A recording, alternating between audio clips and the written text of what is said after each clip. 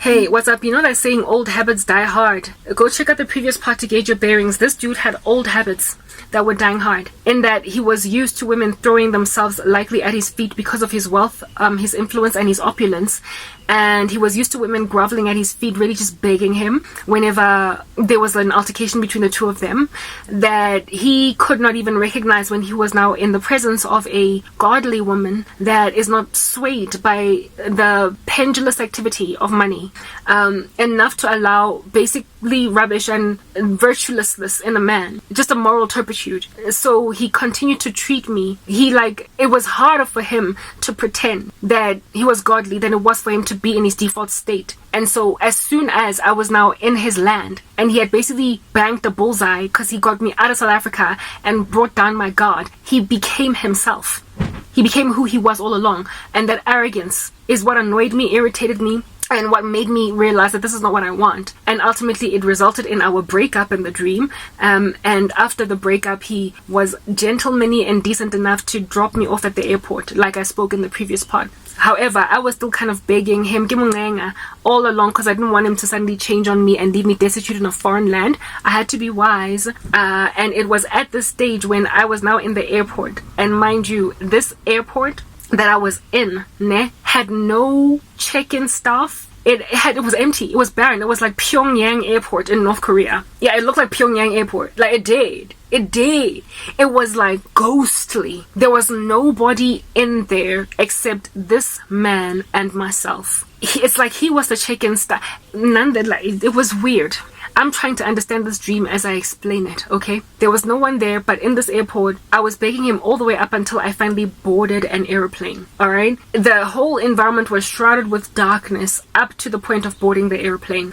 And before I boarded the flight, when I was talking to this man, I appeared to be reaching him for sense, just on a generalistic level. Like, remember I told you guys that he went from wearing a red outfit? Well, during the time when I was talking to him, his outfit started to go from red to a yellowish color. It's almost as if though the witchcraft was being drained out of his outfit, and it was as a result right there and then changing in color. But I never got to transform him completely for Jesus by the time I left. It's like he had conviction, but he wasn't entirely convinced. He was less rude, and this time he was not he didn't wear a pomp about him where he was like, I'm the one taking care of everything now. He was speaking with me like a person when we were waiting for my airplane to board at the airport, such that I believe by the time I left him with some kind of conviction that he needs to just change his ways. He was slowly changing in front of me, but I never got to see the full transformation.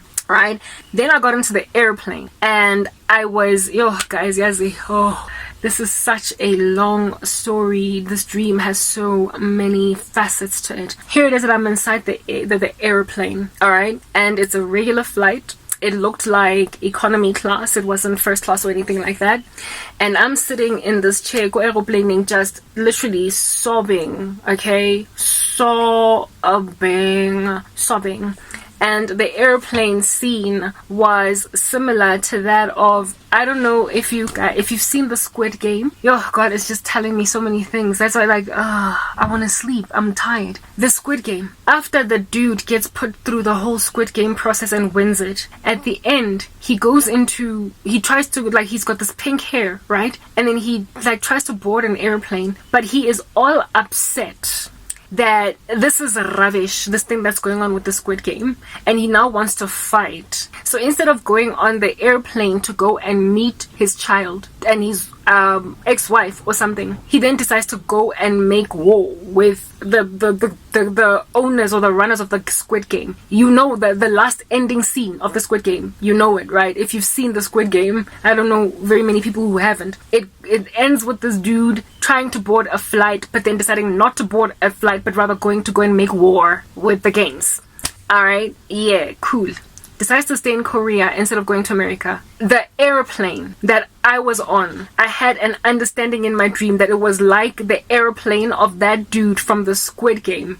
But instead of going to go and make war with the Squid Game owners, he actually got on the flight. Decided to leave the war alone for some other bigger force to fight it on his behalf, but got on. So I was In that dream, I suddenly, in this airplane, I understood myself to be a person that played the Squid Game, won the Squid Game, got on the flight and stayed on the flight to go and have a life in the future with my wife and child. This dude was supposed to go and have a life in the future with his child and his ex-wife, right? But he decided to turn his head back and go and fight the owners of the game, the Squid Game. But in this dream, I was like the version of that guy that did not look back. I just boarded the flight. So I was in an airplane that was headed to a better life after winning the Squid Game. I don't know how many times the Lord has shown me the banquet, the wedding supper of the Lamb in heaven being made up of players of the Squid Game, people that were recruited into the Squid Game. You know how the show, the movie, the series Squid Game starts? It's these people that are suffering financially. There's something that just is falling apart, going awry in their lives, and they get recruited strategically by this satanic organization precisely because they're suffering. And they put them in a position to struggle a lot, and then they lure them into the Squid Game only to face death. I've had a dream of a banquet hall full of these Squid Game players wearing bright white clothes in the Squid Game premises, but they were not playing and they were not about to play. They were done. It is because God was showing me that what the world is currently doing with believers, with some Christians, is Satan is putting them in a position to suffer so much want. You know, like with the test of Job. Have you considered my servant Job? That they will eventually agree to play the Squid Game. That they will eventually agree because of being dangled in front of their faces money. And to play a game that is basically endangering their lives. But these will have been people that resisted, that literally looked at God and said, no servant shall serve two masters. People who decided to turn away lucrative offers of money in exchange for sacrificing or compromising their souls to the devil. So the Squid Games were yet to commence in this dream that I had. And everybody in there was wearing these bright white clothes. And all of a sudden, instead of the Squid Games starting, it was just like this big fat banquet hall where they were now eating dinner. And they were not going to play at all. It's people who resisted the temptation to capitulate to money rituals in the face of adversity. People like me. People who get invited to play the Squid Game but don't. People who get invited to respond to that funny phone call but decide not to go. Decide not to get picked up by the like SUVs that pick up game players in the Squid Game. There will be people who are going to enter into the rapture that will have been in so much adversity and squalor in the run-up to the rapture, having been offered so many opportunities to get their lives back, but that are not godly, that will have rejected them, and they will suddenly find themselves in heaven. Literally, participants, or not participants, but tributes or game players of the Squid Game that chose not to respond to the satanic temptation. Yeah, so in this dream, I was like one who played the game but won it. And instead of deciding to go and fight the game master, I stayed on the airplane, I got on board, and I sat down in my chair, and the flight took off. Next part.